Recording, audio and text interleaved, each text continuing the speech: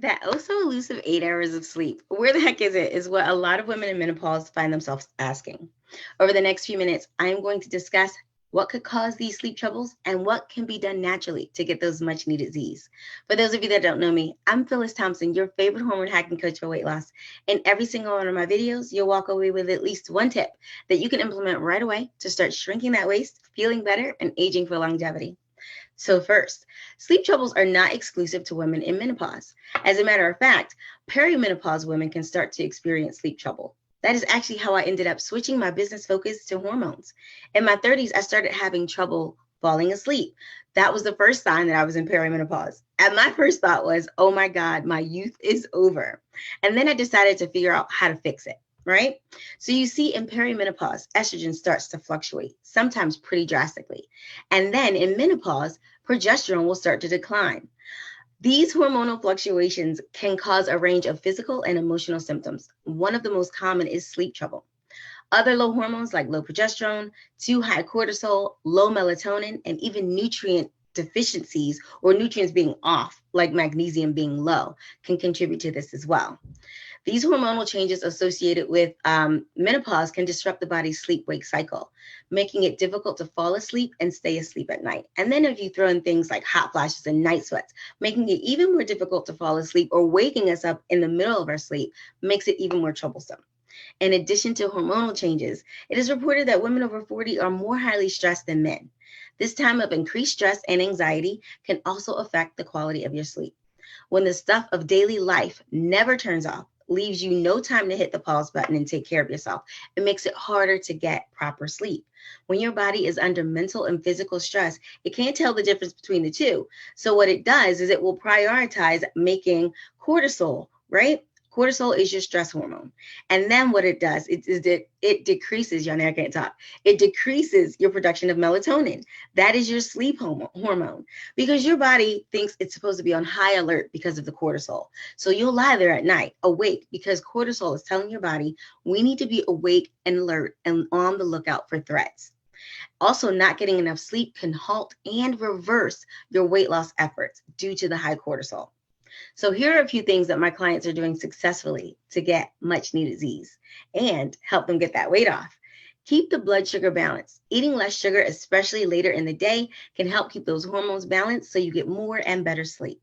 Try time release melatonin. Make sure you read the label because some lower cost supplements can have fillers in them that are detrimental to our thyroid function, our metabolism, and our hormones, like soybean oil, and gluten. Cutting back on caffeine. I know for myself, if I had caffeine after 3 o'clock, I would not be able to sleep that night. So I started lowering my caffeine consumption and I would only have caffeine up to like 12 or 1 o'clock in the day. That works more ideally for some women. So really play around with that. See if 3 o'clock works. Make it earlier if you need to. Adding in magnesium. One of my favorite things to do is have Tazo dessert teas at night and I add calm magnesium. I do this in cycles because sometimes my body gets used to me having magnesium and it will stop responding to it, right? So I do it in cycles. I love having the calm magnesium in my Tazo dessert teas at night because it also gives me a little taste of sweetness and the warmth helps calm and soothe me. Another tea I like is Passion Flower and Chamomile by a company called Twinnings.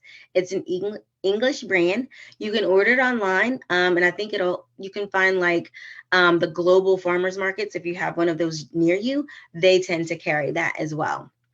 Passion flower is actually known for its sleep and anti-anxiety properties, right? Now with the magnesium, again, remember you may want to cycle it because your body can get used to it and stop responding. Having a constant sleep or consistent sleep routine, right?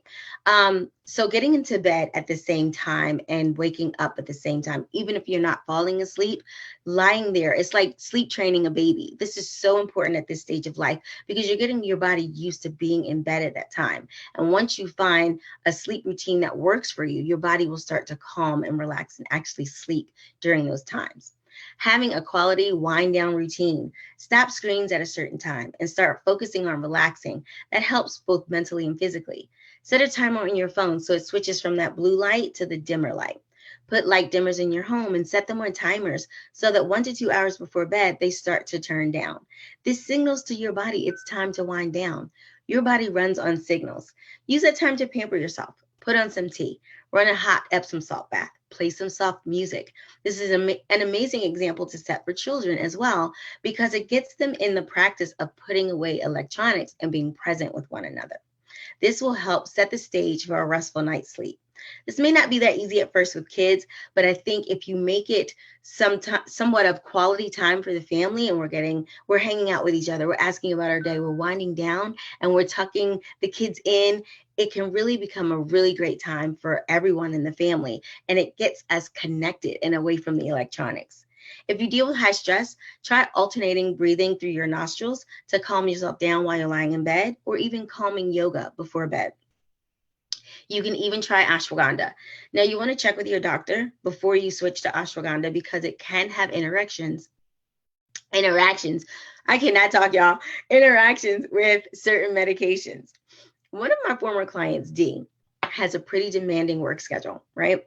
So, along with dialing in her nutrition so that we balanced her blood sugar, we worked on weekly sleep goals, and she started to drink an herbal sleep tea that I give to my clients.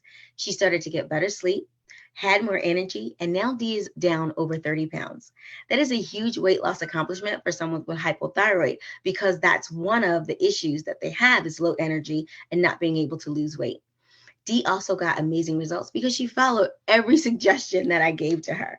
She's one of my proudest thyroid clients. There's quite a few suggestions here, so I would take one or two and see what works for you. And if you'd like my sleep tea recipe, simply drop me a line below and I'll shoot that right over to you. I hope you found this helpful. Until next time, ciao.